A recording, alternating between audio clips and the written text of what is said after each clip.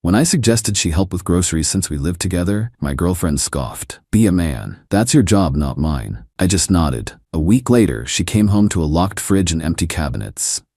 Alright, so I gotta get this down somewhere because my buddies are sick of hearing about it, but they're also the ones telling me I need to post this story. It all blew up over a carton of eggs, or rather, the lack of them.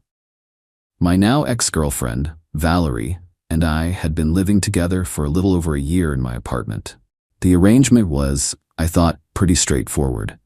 I own a small but successful construction company. I work long, hard hours, but I make good money. Valerie was a freelance graphic designer, which was a fancy way of saying she had a laptop, an overdue art school loan, and a deep-seated aversion to a 9-to-5 schedule. When she moved in, we had a talk.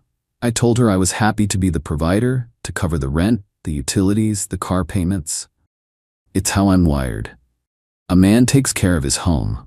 All I asked in return was that she manage the domestic side of things. Keep the place clean, make sure we had food to eat, be a partner. She agreed. She said she loved the idea of a modern traditionalist relationship. The problem is, Valerie's version of modern traditionalist was a one-way street. She was all about being a modern, empowered woman who didn't need to be tied down by a man. Except when it came to his wallet.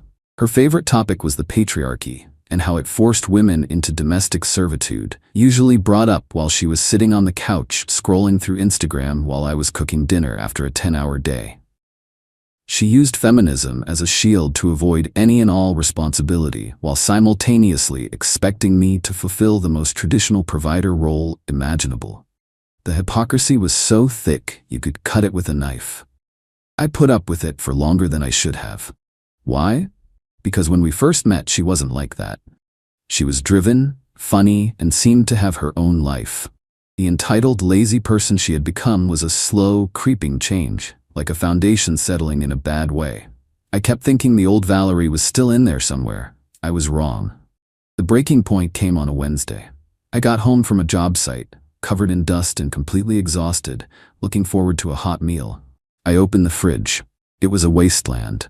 A half-empty bottle of ketchup, a single, sad-looking lime, and a carton of almond milk with about a teaspoon of liquid left in it. The cabinets were the same story. A bag of stale chips and a few cans of beans. Valerie was in the living room, working on what she called a passion project, which looked a lot like online shopping. Hey, I said, trying to keep the exhaustion out of my voice. There's no food in the house.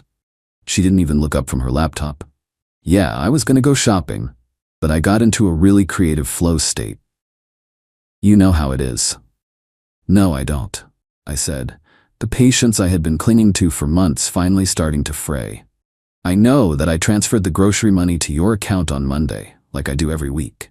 It's Wednesday, and there's nothing to eat in this house. I've worked 60 hours this week, Val. The one thing I ask of you is that I can come home to a meal.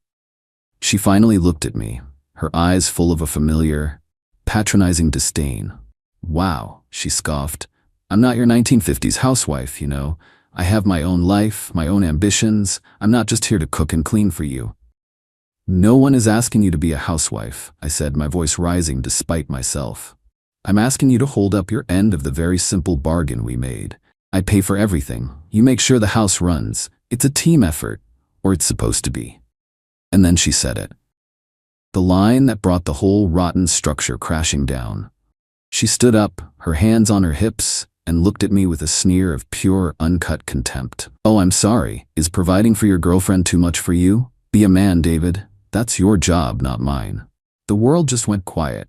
All the noise, all the excuses, all the endless circular arguments of the past year just stopped. She had finally said the quiet part out loud. She saw me not as a partner, but as a function. A walking, talking ATM whose sole purpose was to fund her lifestyle while she lectured me on my patriarchal obligations. I didn't yell. I didn't argue. I just looked at her, at this complete stranger standing in my living room, and a profound sense of calm settled over me. I just nodded. You're right, I said, my voice eerily quiet. My mistake. I turned, walked into the bedroom, and closed the door, leaving her standing there, smug and triumphant. She thought she had won. She thought she had put me back in my place.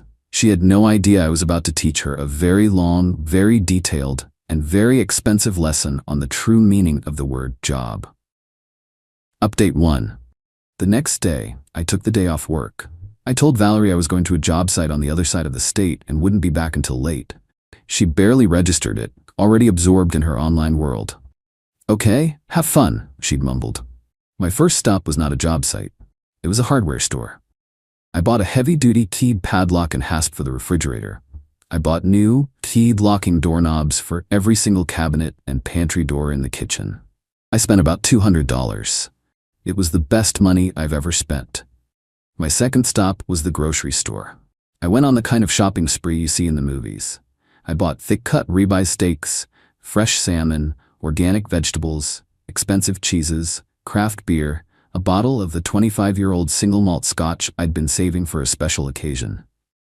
I filled 2 carts to overflowing. I spent over $1,000 on the best food money could buy. Back at the apartment, I got to work. It took me less than an hour to install the new hardware. The fridge now had a thick steel hasp drilled into the side, with a heavy padlock securing the doors. Every single cabinet, from the ones holding the plates and glasses to the pantry with the dry goods, now had a shiny new lock. The only person with the keys was me. Then, I put away the groceries. I stocked the fridge and the cabinets until they were bursting. The kitchen looked like a gourmet market, a paradise of beautiful, delicious, and completely inaccessible food. When I was done, I sat down at the kitchen table and drafted a document. It was a budget, a detailed line-item accounting of every single expense in our shared life. The rent, the utilities, the car payments, the insurance, the groceries, the subscriptions to her various streaming services. At the bottom, I put the grand total, the monthly cost of the lifestyle she took for granted. Next to it, I put the total of her monthly contribution, 0. I left the budget on the kitchen table, took my new set of keys, and left. I spent the rest of the day at my workshop, actually getting some work done, feeling lighter and more clear-headed than I had in years. I got home around 8 o'clock that night. The scene in the apartment was exactly what I had expected. Valerie was standing in the middle of the kitchen, her face a mask of pure, unadulterated fury. She was surrounded by her 2 best friends, a pair of equally entitled and useless women named Chloe and Jessica, who were looking at the locked cabinets with expressions of horrified disbelief. "What is this?" Valerie shrieked the moment I walked in. "What did you do to my kitchen?" "My kitchen," I corrected her, calmly setting my work bag down. "And I just secured my assets." "You put a padlock on the refrigerator," she screamed, her voice hitting a pitch I didn't know was humanly possible. "This is insane. This is abusive." I walked over to the kitchen table and picked up the budget I had left for her. "This," I said, holding it up, "is a budget. It's a breakdown of what it costs to run this household. And this," I said, gesturing to the locked cabinets, "is what the person who pays for all of it gets to eat." I pulled my new keys out of my pocket, unlocked the pantry, and took out a box of pasta and a jar of high-end marinara sauce. I unlocked the fridge and took out a package of ground sirloin. "But what am I supposed to eat?" she asked, her voice a mixture of rage and genuine, terrified confusion. I looked at her, then at her 2 friends, who were staring at me like I had just grown a second head. I gave them a polite, empty smile. "Yesterday, you gave me a very clear and concise job description," I said to Valerie. "You told me it was my job to be a man and provide. You're right. My job is to provide. So I have provided this food for myself. Your job as a strong, independent, modern woman who is not a 1950s housewife is to provide for yourself. So I suggest you get to work." I turned my back on them and started cooking my dinner, the sound of their sputtering, incoherent rage the most satisfying seasoning I could have asked for. Update 2. The domestic war that followed was a sight to behold. Valerie and her friends, after about an hour of impotent screaming and a failed attempt to pick the padlock on the fridge with a bobby pin, finally retreated to the living room to plot their next move. Their brilliant strategy, it turned out, was to launch a full-scale social media smear campaign. Valerie posted a long, tear-filled Instagram story, complete with a dramatic, black-and-white photo of the padlocked refrigerator. She wrote about her financially abusive and controlling boyfriend who was literally trying to starve her. Chloe and Jessica immediately shared it, adding their own commentary about my toxic masculinity and my fragile male ego. They thought they could shame me into submission. They thought their army of online followers would rise up and condemn me. They had fundamentally misunderstood the man they were dealing with. I didn't have 1,000 followers. I had a few hundred, mostly other guys in the trades, clients, and family, and they were not the type to be swayed by a tearful Instagram post. While they were fighting their war in the digital world, I was fighting mine in the real one. The next morning, while Valerie was still asleep, I made my next move. I took her car keys. Her car, a trendy little SUV, was leased, and like everything else in her life, it was in my name. I was the primary lessee.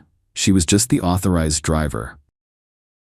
I drove her car to a secure storage facility I owned on the other side of town and parked it in an empty unit. Then I called the leasing company. I explained that I was the primary account holder and that the authorized driver, my now ex-girlfriend, was no longer authorized. I told them the vehicle was secured and asked them where they would like me to have it delivered. Back at the apartment, I continued the process of systematically dismantling the infrastructure of her comfortable life. I canceled her supplementary credit card. I changed the passwords on our shared Netflix, Hulu, and Amazon accounts. I even called the high-end gym she belonged to, the one I paid for, and canceled her membership. She woke up around noon to find her car gone and a brief, polite note on the kitchen table. As we are no longer in a relationship, I have taken the liberty of returning the vehicle that is leased in my name. As your friend, I would advise you to arrange for alternative transportation. Best, David. The meltdown that followed was of biblical proportions. The screaming, the crying, the accusations, it was a repeat of the previous night, but amplified by a factor of 10. Her friends came over again, not to help, but to act as a Greek chorus of indignation, fueling her sense of victimhood.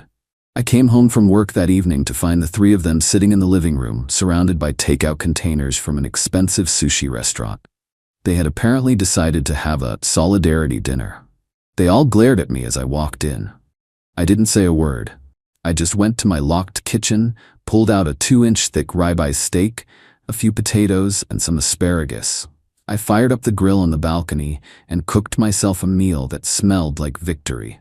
I ate it at the dining room table, in silence, while the three of them watched me with a mixture of hatred and, I was pleased to see, a dawning sense of hunger.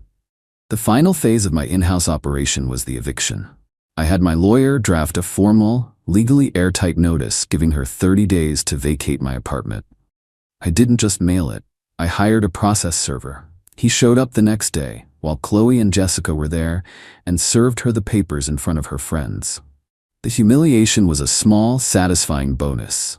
The 30 days that followed were a slow, painful education for Valerie in the concept of reality. She had no car, no money, and now no home. Her friends, who were so quick to offer their outrage on her behalf, were suddenly very busy when she asked if she could crash on their couches. Chloe was allergic to her cat. Jessica's apartment was just too small. Her parents, who she had a strained relationship with, were her last resort. They agreed to let her move back into her childhood bedroom, but they were not happy about it. And they made it clear that her free ride was over. She would have to get a real full-time job and start paying them rent. Final update. It's been a year. I'm sitting in the living room of my apartment, a space that is now quiet, clean, and entirely my own. The only art on the walls is the art I've chosen. The only food in the fridge is the food I've bought. It is a place of peace. The divorce from Valerie, well, the eviction since we were never married, was anticlimactic. She moved her things out at the end of the 30 days, leaving the apartment a mess. She tried to fight me for some of the furniture, but since I had receipts for every single item, her claim went nowhere. Her life, from what I've heard through the grapevine, has been a series of harsh lessons. She is still living with her parents. She had to sell most of her designer clothes and handbags to pay for the security deposit on her own, much cheaper apartment, which she is now sharing with 2 other roommates. She is working as a barista at a coffee shop, a job she despises. Her grand artistic dreams have been put on hold indefinitely by the mundane reality of having to pay her own bills. Her social media presence has withered. The glamorous, carefree influencer has been replaced by a bitter, resentful woman who posts vague, passive-aggressive quotes about betrayal and toxic men. Her audience, deprived of the aspirational content they had followed her for, has moved on. I saw her once, a few months ago. I was at a restaurant with some clients. She was our waitress. The moment she saw me, her face went pale.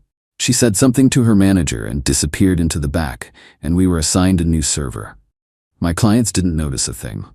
My revenge was not about a single explosive moment. It was a slow, methodical, and brutally practical process. I didn't scream or yell. I just took her at her word. She wanted to be a modern, independent woman. I simply removed all the obstacles, namely my entire financial and emotional support system that were preventing her from achieving that goal. She wanted me to be a man. I was. I provided for myself. I protected my assets, and I secured my home. I just stopped defining her as a part of that home. And that, it turns out, is a lesson in responsibility that no amount of feminist theory can teach you.